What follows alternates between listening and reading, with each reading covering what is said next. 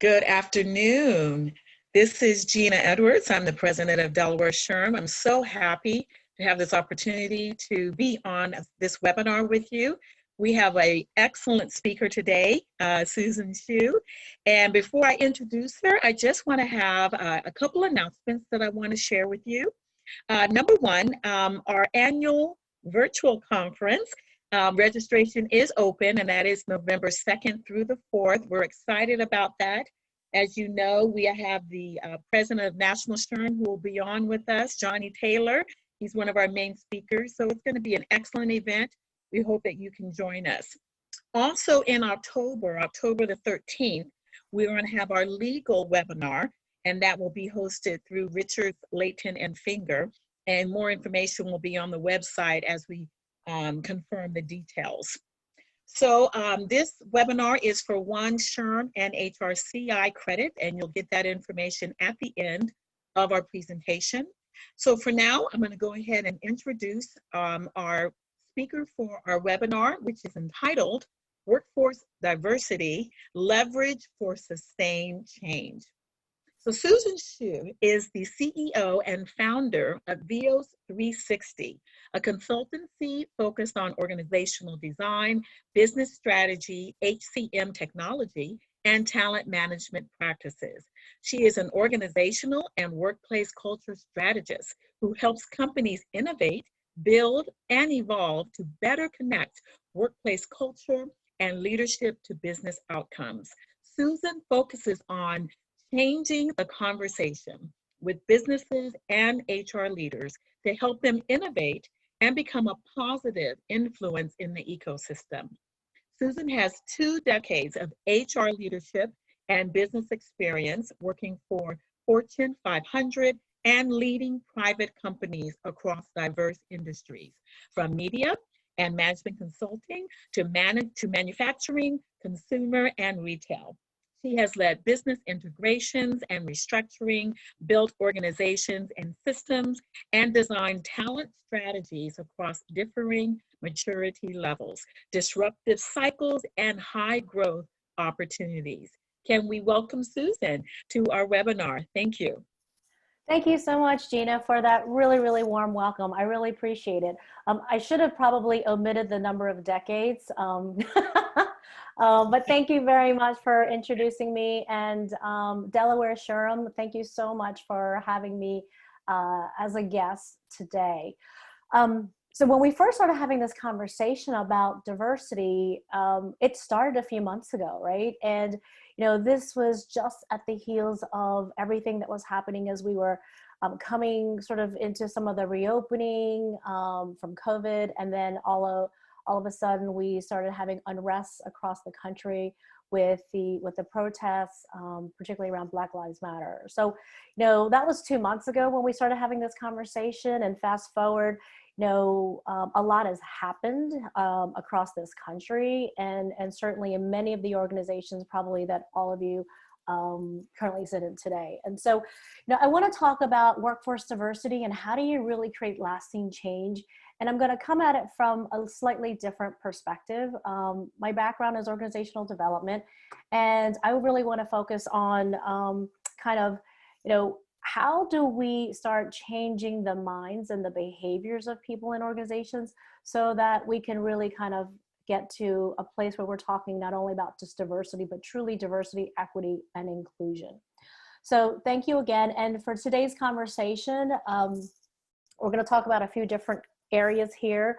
And, you know, when we talk about diversity, there's so many different pieces and facets to it. And so I thought it would be good to have a framework around defining what is diversity, and also talking a little bit about, you know, how do we start shifting from a training perspective around some more transactional, tactical kinds of things to really focusing on people's mindsets. And want to share, you know, one, and there's probably many maturity models, diversity to maturity models that you may have seen. But I want to share something that I've used, and really about how do you embed diversity, equity, inclusion as part of the cultural DNA of an organization. So let's start with really kind of what does the workforce look like today and where is it shifting? Because I think, as we talk about the conversation of representation and equity, it's a good place to start to say, what does the workforce look like today? But before we actually talk about, sort of what does the workforce makeup look like, I think one of the biggest things that we should always be thinking about for all of our employees really is around the employee experience, right? So EX, and we've talked a lot about that, right? Moving from engagement to the entire experience. And so I've shared here a definition from Gartner. It's actually on their website. And then I added my own sort of piece to that, right? So it's the perceptions, it's how we feel about all these interactions that we have in the day-to-day, sort of life of an employee. But at the end of the day, right, it's making me as an employee feel valued and respected, and also making sure that I feel like I have a place in the organization. So the sense of belongingness and connection to my colleagues, to the organization, and to the mission and strategy of the organization. So I think it's important to start with this as sort of a baseline and premise that we want to try to create this level of engagement and connectedness with all of our employees. Unfortunately, though, there are some members of our workforce who don't necessarily feel that they are included in these conversations and are participating fully in their organizational sort of life. So when we talk about demographics, I thought it would be really interesting to start with sort of this demographic by generation. And so this was taken from the Pew Research Organization, and this was just about a few years ago, I think 2017, 18. And many of you have heard, kind of all these sort of generations. And what was really interesting, I think what we heard was, oh my gosh, by 2020, over half the workforce are going to be millennials. I think in the last few years, this number's been updated slightly, but what we're seeing is not this sort of, 50%, 50, 60% of millennials in the workforce. And I think what we're going to see as we move forward is that the generation beyond them, post millennials, the Gen Z generation, they're actually probably going to be a bigger percentage of the entire population. And as many of you probably have already heard this before, so this isn't new, is that, for the first time in our workplace, we are truly dealing with a multi-generational workforce and a very multifaceted and extremely diverse workforce than we've ever had in the entire history of companies. So with this being the context, right, in terms of the millennials making up equally a third as Gen X, right, they're surpassing Gen X, and then soon to come are sort of the Gen Z population. And then the other sort of demographic that we see across the workforce, and this is from a book called The Next America, which I would highly recommend to anyone. It really talks about what the future of the economy and where jobs and where people are going to be placed around the world, and particularly the US. But if you think about the demographics, and so 2010 and then 2020, and then obviously everything is sort of a projection out based on the last couple of decades. And what you see here is that the blue at the very, very bottom is sort of this other or multiracial or ethnic group. And you'll see them slowly increasing, and it'll be interesting to see how much these percentages actually stack up to the reality of the workforce, right? And then you also see the Asian population, which they're growing, but it's at a steady clip, right? It's so like a 1% increase by decade. So not a significant increase of that particular population. And if you look at the yellow line, which is really the representation of African Americans or Blacks in the workforce, very steady, right? So, which is really interesting. And, I won't go into all the reasons why that is, but what you're seeing, two areas where you're seeing growth and decline certainly is really the Hispanic population, that is going to significantly be increasing in our workforce. And then, by 2050, which I don't know how many of us are going to still be working in 30 years from now, but there's going to be a slight decline in sort of the white representation in the workforce, about from, where we are today, 60% to 40%. So I share some of this data because I think it's really important to understand the makeup of the organizations today, where the workforce of tomorrow is going, and how do we as companies and HR leaders and diversity leaders think about all of these different individuals and their cultural backgrounds, their family and value backgrounds, and how does that take place and shape the workforce that we're in, and how does it shape the policies, the strategies that we have as an organization. And one topic, you know, that we've talked a lot about, right, is around sort of this wage gap differences. And again, this is from Pew Research, and for a lot of the charts that I have here, you're all going to get these slides at the end, by the way. And I always like to cite the source because I think there's a lot of information out there, and it's good to just kind of take a look at what the research really talks about. So what you'll see here, obviously, is from Pew Research in terms of kind of, you know, where do other groups compare against white men? And, you know, this was really interesting because I thought all women, right, were paid less than men. And I thought this was really interesting that Asian women earn the most in comparison to men. So 87% to their male counterparts, whereas Asian men actually earn more. So I think a lot of this has to do with the tech sector, particularly out in the West Coast. But again, this is a conversation that I think many of us have been having in our organizations for a very, very long time. The actual, you know, the Pay Equity Act wasn't implemented until 1963. So if we look at the last 40 years of wage increases of women in comparison to men, what we're actually seeing is that it's been a little over 4% on average during this time period. Now, what you'll see on this graph is that from 1980 to 1990, there was actually a big spike. So 11%, right? So that factors into the overall 4.4%. And that was sort of a catch-up period. So where women were getting more educated, women were entering the workforce. And so that was a catch-up. But since then, it's been a, you know, incremental increase. But again, the conversation that we've been having about the wage gap has certainly been, you know, a long time. And so when we think about these, I guess, monumental changes that we want quickly, they don't happen as fast as we all like them to happen. And I think the conversation around diversity, equity, inclusion is going to be one of those things where how do we ramp up the discussions in organizations, and how do we strategically think about what is appropriate and how fast can our organizations move to truly create, you know, parity in organizations when you compare it to the wage gap of women to men over the last 40 years.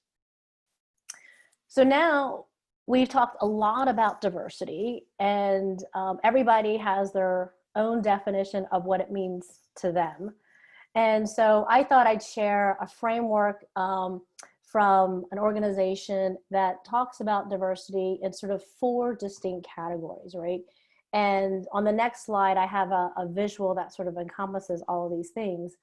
And so if you start from the left to right, so it's the internal things. So these are typically what we're born into, our attributes, like our gender, you know, our ethnicity, you know, they're typically more permanent, right? And they're not easily changeable, right? And so we've spent a lot of time talking in the last several months about, you know, sort of the ethnicity or sort of, you know, blacks versus white kind of sort of concepts or characteristics. But there's a whole other sort of spectrum around diversity. And so the others around external. These are characteristics and traits that we adopt, learn, and we acquire over time, whether it's education, you may change faiths, or you may hold true to one particular faith. But it also could be, you know, your zip code, where you live, your family or marital status. And then we talk about organizational diversity, right? Which is a lot of the conversation that's happening today.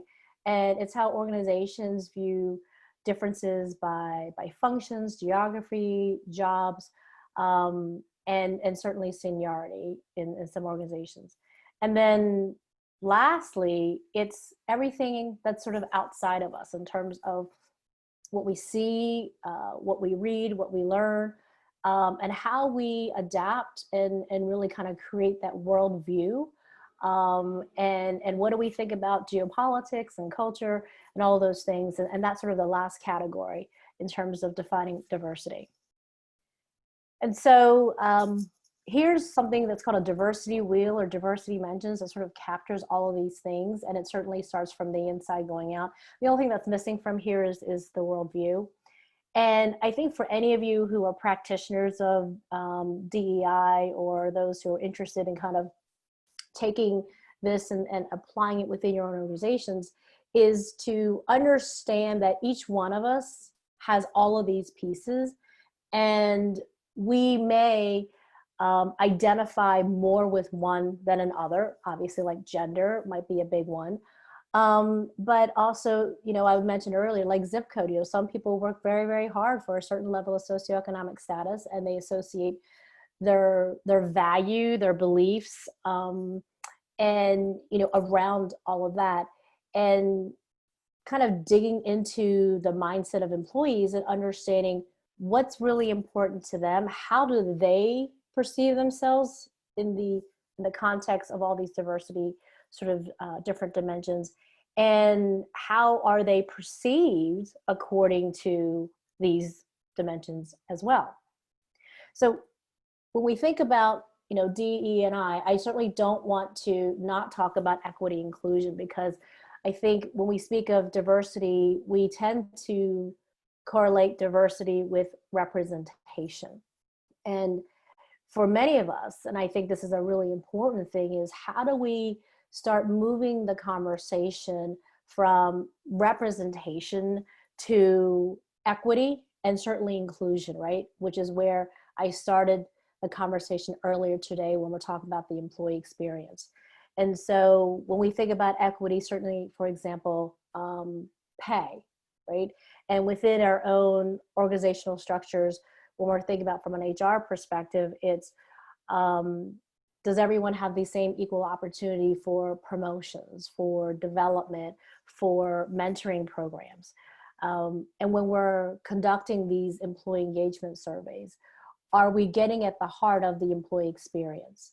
Are we truly identifying and understanding whether employees truly feel like they're an equal member and valued member of the organization? Or do they feel like they're somebody from the outside looking in, they're a part of it, but they don't feel like they're actually a part of it? And so I think all of us have a lot of work to do in terms of, you know, certainly in diversity for sure, right? But I think, you know, how do we make sure that we look at all of these through an equal lens, and ensuring that we can't lose the bigger picture around making people feel like they are part of versus just a member of one or something else. And I guess, you know, by closing out on this particular topic, is that, you know, it's all of these things combined together that are accumulated effect that really define who we are as individuals. And, you know, there's a lot of conversation around sort of this you know, intersection of these various aspects. You can be like myself, a female, an Asian, another minority group, as well as other different types of sort of dimensions. And by trying to place a person in a particular bucket, I don't think truly allows the person to be visible and to be seen as the whole self. And so as organizations, it's really important to be thinking about, there are so many different dimensions about diversity. And as you saw on that diversity wheel, that we all come to the table with a little bit of all of those pieces. And the challenge for all of us as HR professionals and managers is to, how do you pull those things out for your employees and for your workforce? And how do you try to make sure that we're speaking to the individual versus speaking to a whole group as a whole? So I'm going to shift gears a little bit and now talk about diversity training and are we really getting the results, right? Because I would imagine that there were a lot of training that occurred from, you know, particularly right after the Black Lives Matter movement, being kind of, you know, sort of taking a really strong hold across our communities and in our organizations. But even before that, right, what kind of training were you offering, and were you measuring the impact and results? So I just wanted to share a study that HBR, Harvard Business Review, had conducted. And what they looked at was these different types of initiatives to improve diversity among the ranks of their management team. And so they looked at sort of three critical areas, right? So telling every manager or every person in the organization, you must go through the following training. And actually, we actually have a poll that we're going to do. I think, thank you, Emma, for putting that up there. So if you can see my screen, love to get your feedback on a couple of these key questions, right? So one is, in your organization today, do you have a head of diversity role? Yes, no, you're now considering because of all the things that that's been happening. And do you think a separate role focused on diversity, for example, a chief diversity officer, is necessary to achieve your diversity and business goals? Yes, no, I don't know. So I'd love to get your feedback. Emma, is there anything else that I need to do, or they're all just going to respond? Yeah, no, I'll close it out in a couple minutes. So keep going, and then we'll do the second poll question shortly. Sorry to interrupt. It's okay. No, thank you. So can I move this, or Yeah. how do I do that? Well, here, I'll just end it. Do you have enough feedback? Yeah. Do you want to share the results right after this slide? Sure. Okay, great. So Harvard Business Review looked at three different types of diversity initiatives, right? Giving people job tests, pre and post hire, and also looking at different grievance systems within their organization around, you know, potentially inequities. And so this I thought was really interesting. And again, the sources cited here, so anyone who's interested can certainly go take a look at the study around why diversity programs fail. But in short, the results show that even with these programs and these companies, not only did they not get any incremental increase, but in fact, it went the other direction, right? And so if you think about mandatory diversity training and promoting Black women in management ranks, it was went down 9%. So it didn't even go up like a 0.1 or 2%. It actually went down. And similarly, if you look at, you know, calling out here sort of Black men against job tests, down 10%, and Asian men down 11%. And so what was interesting about this study and the findings that came out of this was that mandatory trainings don't work. It's like being told you must do something. What's sort of the natural human behavior going to be? Well, we're going to do the opposite of what we're told to do, right? And so the mandatory training was viewed as a negative, and also in much of the messaging surrounding training was negative in nature. And so when they found out that mandatory, you know, telling employees that you must go through the following things, and also having some negative connotation, do this or else, or your next promotion is on the line, it didn't actually change the behavior of these individuals. And as you can see, it actually went in the other direction. So I'd love to hear kind of the results from the poll in terms of where organizations currently stand with leadership. Interesting. Okay. So, so over half said that they don't have a head of diversity role, and that a handful said that they are now considering. And so this is good, right? So you have almost 60% saying that having a head of diversity would certainly help the organization achieve their business goals. And then we have, about a third saying, I'm not really sure.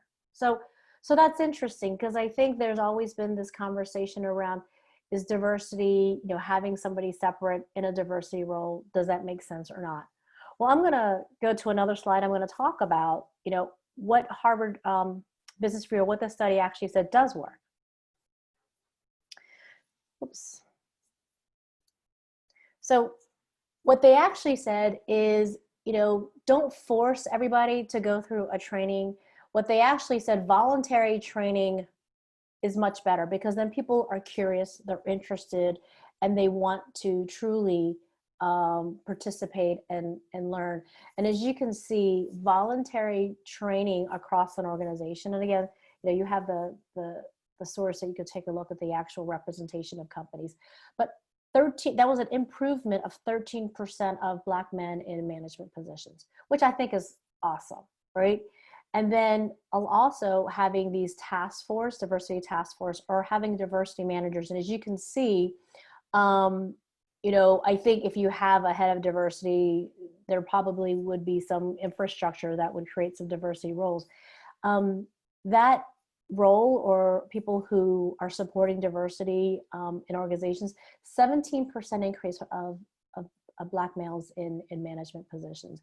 And what I thought was really, this is awesome. I mean, 30% of Asian men, increase in representation in certainly the management ranks by having these diversity task force. And what I'm going to talk about a little bit later when we talk about behavioral change is, and there's been a lot of research and studies done around this, and for those of you who are sort of research buffs, way back when, right, there was sort of the Hawthorne effect, or the Hawthorne study, right? And it was looking at a group of people working in factories, and the sum of it all is that they were looking at work conditions and improvement or productivity of people. And they tried all these various things. And what they ended up finding was just the nature of people watching them, or people sort of seeing how they were doing, that in itself improved productivity. So I think calling out some of these areas and having a diversity task force focused on understanding where we are today, the metrics, and how we're going to drive for change, and having individuals who are accountable and responsible for pushing that agenda forward, that in itself moves the needle in terms of what gets watched or measured, right, gets results. And I think clearly in some of the data that we're seeing here, that that's what we're seeing. There was another poll, or should we wait for that other poll, Emma? Thank you. So here's the other question. Since we've had the BLM, the Black Lives Matter movement, has your organization implemented any type of diversity training, like unconscious bias or anything else? Curious to find out how many organizations have actually started putting some, programs in place.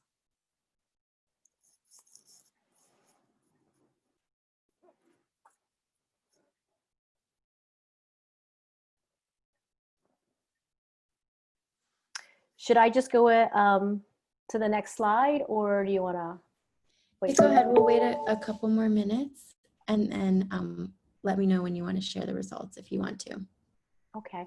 Well, why don't we wait to when you close out? Let's see what the results of what people have to say. Okay.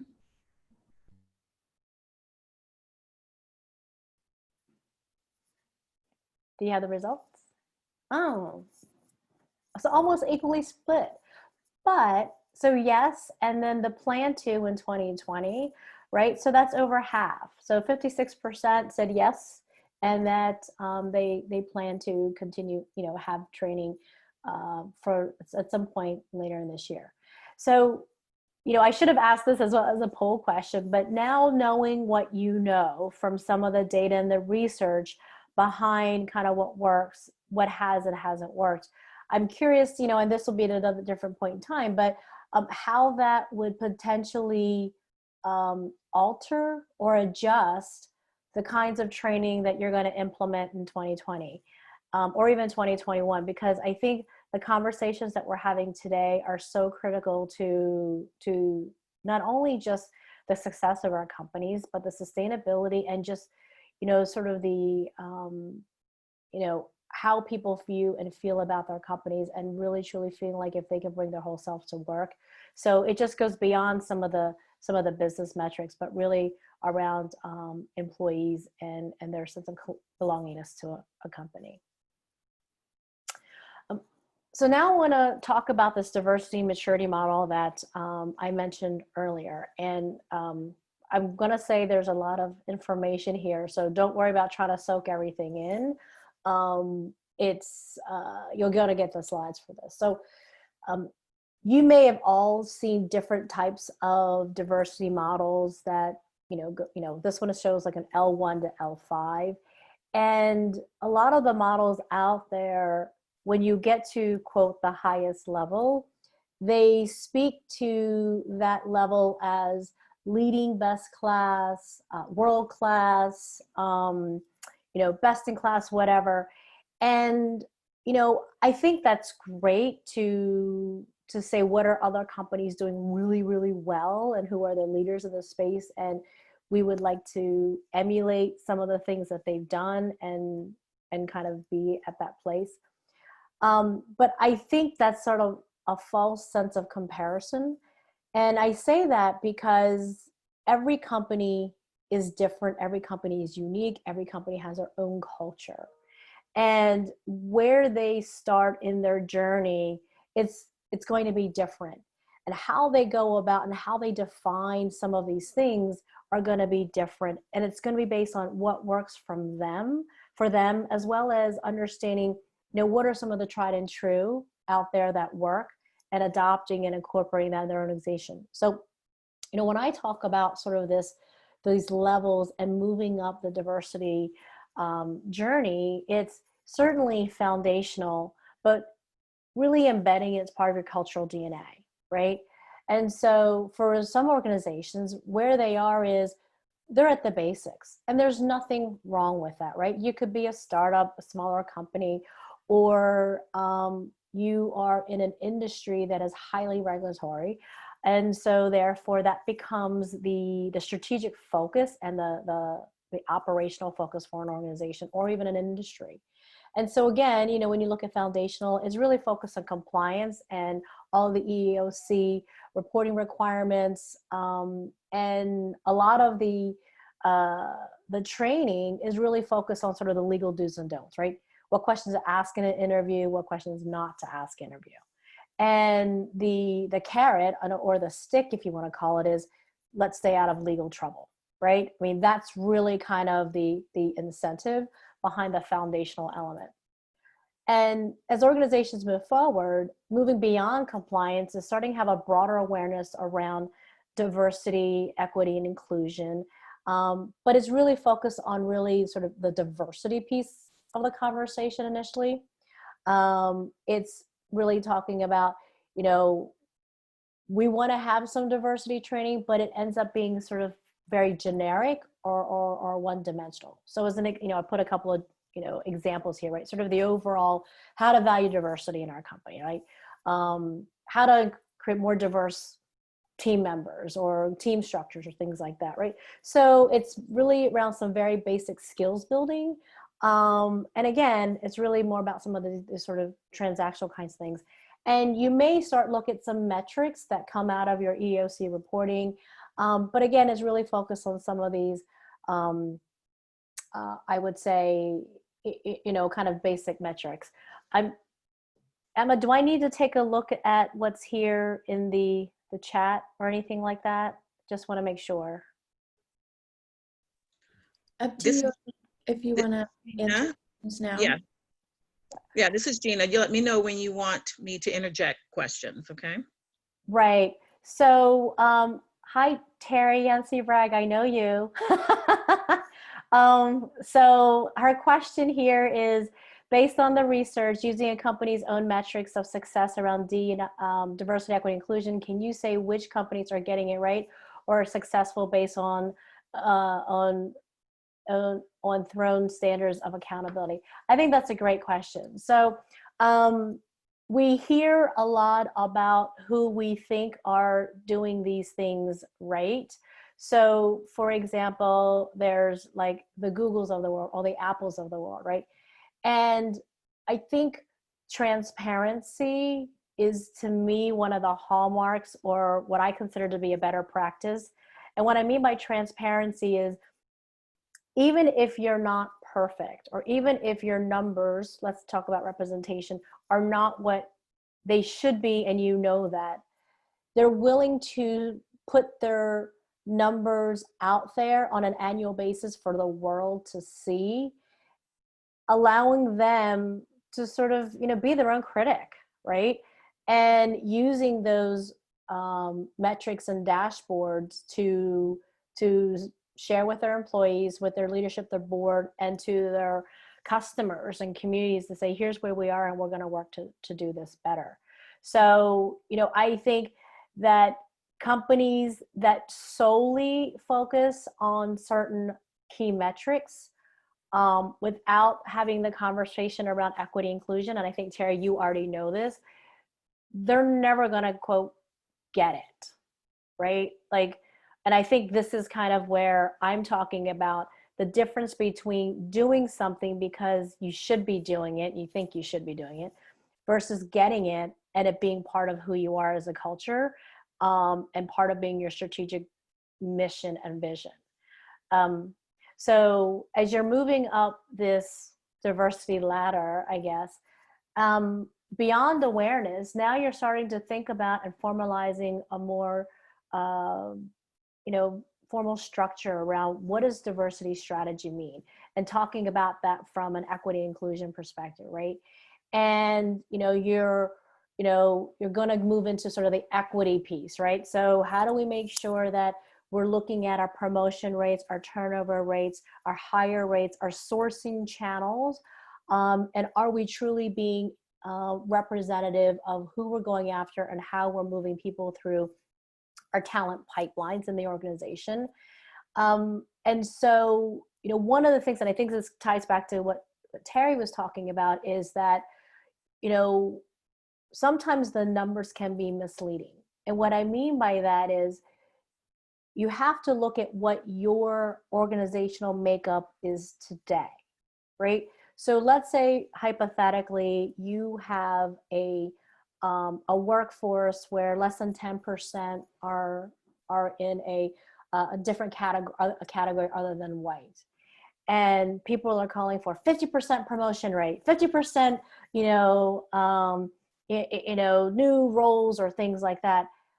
But how do you get, the math doesn't work if you're trying to get to 50%, but you have less than 10% of, quote, all other, right? So I think it's really important to understand what is your workforce makeup today, and how can you ensure that you're creating the parity and equity across the board, so that as you're thinking about promoting people, if you do have 50% of your workforce being women, then wow, you should have a lot more women up for promotion than you do today, if you're having less than, what's represented in your organization. And I think equally important, we won't go into all these details, but the pipeline, like how do you increase that pipeline so you have more people who can sort of be available and ready to move into these roles, right? So, and that's a whole other conversation around developing our talent, for sure. And many of you already talked about this, right? You haven't had a head of diversity or chief diversity officer role. Now you're thinking about putting somebody in, which clearly, the market is certainly down, and where a lot of companies have not been aggressively hiring as they were pre-pandemic. I think many of you will see, and those of you who are in a diversity role today, you'll see a lot more of those positions, and I've seen a lot more of those roles open up across companies where they're creating the budget and they're creating the headcount for these positions, because they know it's critical to helping them, move their business through a much more diverse strategy within the organization. So anyway, kind of talk about some of these things. Mentoring and sponsorship. the one thing I want to do mention about this, and I think it might have showed up in the HBR results, and there is actually a lot of data and credence to support this, that when individuals of diverse groups have mentors, and more importantly have sponsors, and there's a key difference between mentoring and sponsoring, and I won't belabor the critical differences, but mainly sponsorship is somebody who's your advocate and your champion for your career growth and development, right? That has been very highly correlated and successfully correlated with moving individuals of color or people of color to more prominent visibility roles, whether it's sort of large projects and or assignments and or promotion opportunities. And then just to kind of just tie out sort of or close out the last two pieces, when you're truly talking about something that's much more integrated into the overall business strategy itself, right? So we may be thinking about diversity in sort of these silo pieces, then we think about diversity and equity inclusion as part of our HR talent metrics, and then truly thinking about this as a business driver to success, whether it's through customers and markets, and identifying key individuals to take on positions that are strategic in nature. And that's what I wrote down here. It's like, it's no longer a conversation about, well, we need one of each, right? A representation, but it's really about how we best position the company, the person to take on roles and to really do things that are going to really accelerate our business strategy. Workforce planning becomes business planning, right? And for many organizations where it's, products and services, people drive the outcomes at the end of the day. And so I think also looking at these things, but the other thing I just kind of want to mention is that, that we're truly looking at ourselves and our programs and our HR practices and policies and sort of infrastructure for potential bias, right? So it's no longer I think what we're doing is really great. We don't have any reason to believe that we're not doing it well.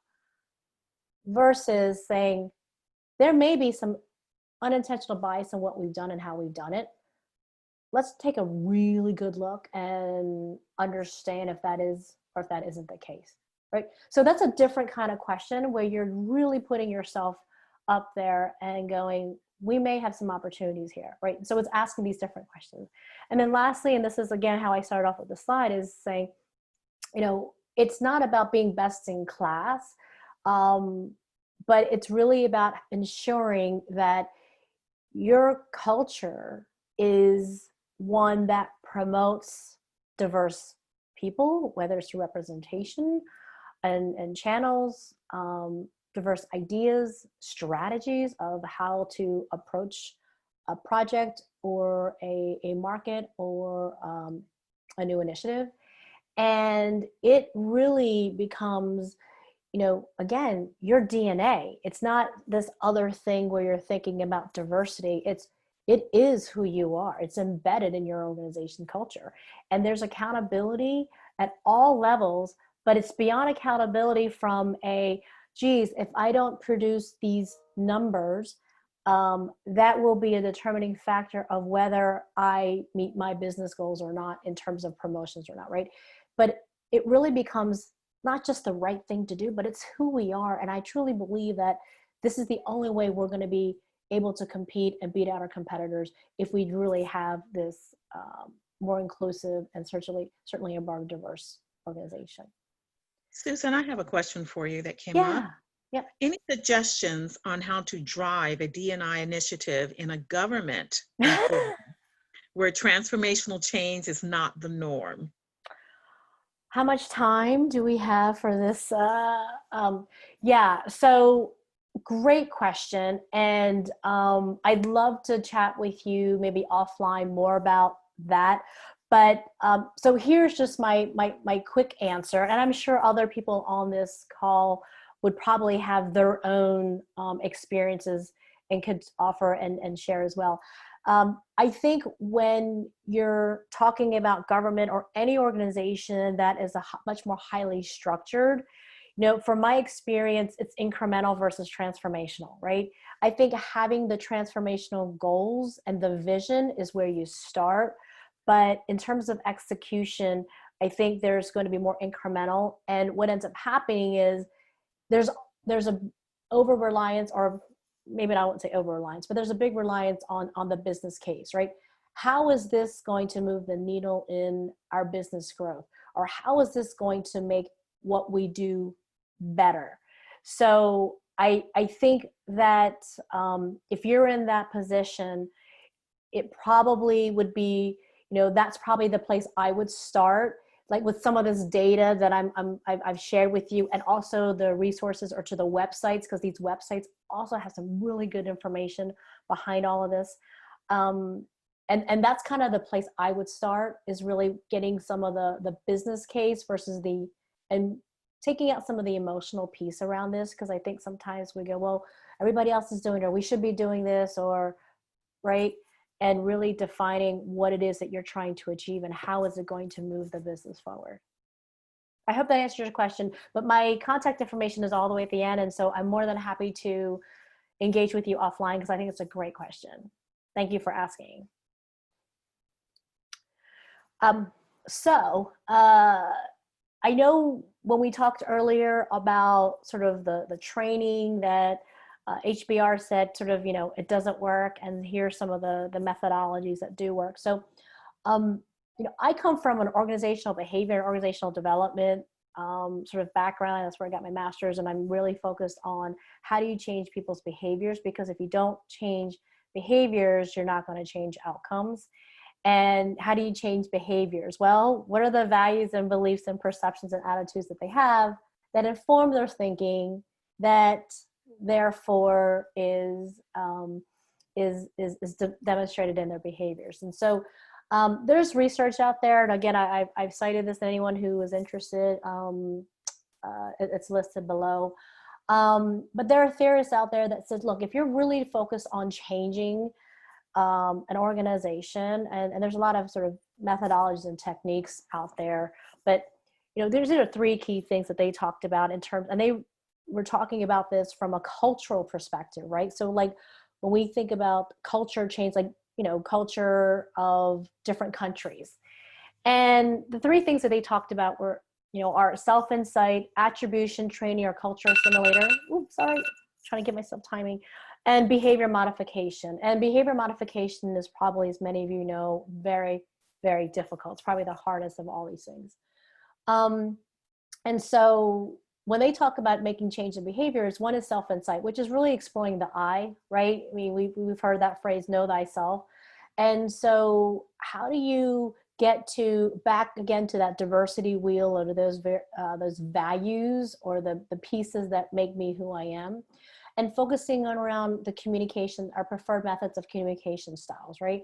How do we deal with conflict? What's our locus of control? And, understanding some of these critical areas about the person, which therefore informs how they interact with others, is really critical before you can start telling people, oh, you just have to be diverse and have a diverse way of thinking. Well, if I wasn't before, by you telling me, it's certainly not going to change me.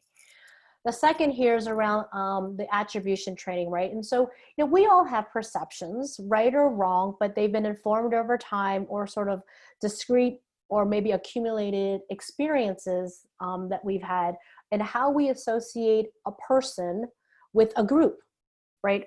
And so therefore, any member of a particular group, we may say they're all, quote, like this, sort of the stereotypes. And so how do we start creating the disassociations with that the person is the person, that the person could be a member of this group, but they're also members of other groups, right? As we talked about the diversity dimensions early on. And so one of the things that through research is increasing interactions and social as well as work. So this is allowing different people of different perspectives to be a part of teams, right? You're certainly going to go through that sort of storming, norming sort of phase of team formation, because when you put a lot of different people in a room together, you're going to get a lot of combustion. But this is probably one of the biggest drivers for creating change. And so a lot of the things that we're hearing today where organizations are allowing and are actually inviting participants of, employees of different groups to come and share their stories, right? Like, the affliction or the intention or the bias or discriminations or whatever that they faced previously and currently, right? The implicit bias kind of stuff, right? The microaggressions. And so what you're starting to hear are some of these stories from people from a first person nature, and you're now seeing them as a person and maybe also as a part of a group, but them as a person. And so, which actually, leads to behavior modification, right? So, because I know we're running out of time and we can't get through all these things, but, as I said, this is the hardest thing to do, right? But wow, this is when you can say that is inappropriate behavior and we're going to replace that with the appropriate behavior. That takes some time to build, right? And this is where I think when you're talking to a lot of experts in this space, right, which I am certainly not, is the allyship, and if you're seeing, or hearing something that is incongruent, the values, or that's just inappropriate, that at that moment in time to intervene, right? And replacing, hey, instead of saying that, this is what you could have said, or that's just inappropriate, that's not allowed. That's not how we operate. They're not part of our core values. So there's so much more behind this, and I wish I could get into more, but I know we're running out of time. So I'll kind of go through the next couple of slides quickly. And I'll just close it out by saying, someone asked about leading practices, or how to transform when you're in a government entity, right? So these aren't rocket science things. It's about accountability for what you're trying to achieve. You're looking at equity kinds of issues. You're having people be mentors and sharing stories. And, they're making sure that diversity is truly embedded throughout the organization as part of an organizational strategy versus a one-off thing and a diversity thing that we're going to focus on here, but it's really part of the broader piece. And just last one, if those of you are looking for some business case stuff, right? I mean, here comes the numbers, right? I think we have plenty of this data, and if anybody follows Korn Ferry's most admired companies and McKinsey, they've got a lot of this statistics and data out there about diverse teams, boards, leadership lead to positive business outcomes. And here you have some of that. And just lastly, thank you all very, very, very much. And I would be very remiss if I didn't put up the SHRM credit. So while we take questions, I can put the SHRM credits up here. And if we have a few minutes, let's see, let me just stop sharing. Hold on a second. Let me go to here.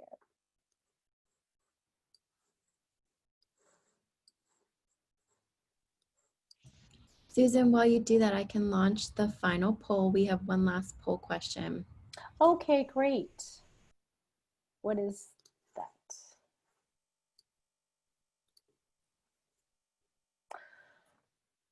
So now that we've concluded, what or how integrated is diversity across your people strategy? So as we were talking about the maturity model and how to fit diversity as part of the entire organizational talent management processes.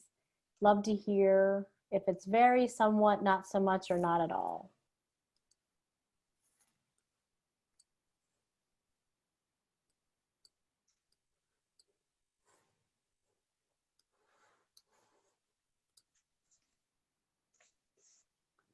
Can everyone see the? Yes. Okay, great.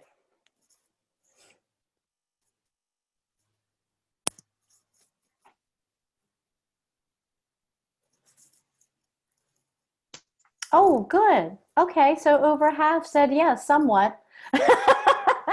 And that's loosely interpreted, right? And then one person said not at all. Thank you for being honest, right? Because I think the most important thing is to say, we're not good at this stuff. This is where we are and we want to get better. So do you want to take some questions or anything? Do we have any? Yes, you'll get a copy of the presentation. Yeah. Hello, Terry. Love to connect with you afterwards. Are there any questions, any further questions for Susan? Thank you, Susan, for doing a fabulous job with this information and sharing it with us. And thank you for giving us your contact information. I'm sure many of us will reach out to you with questions that we can talk about offline.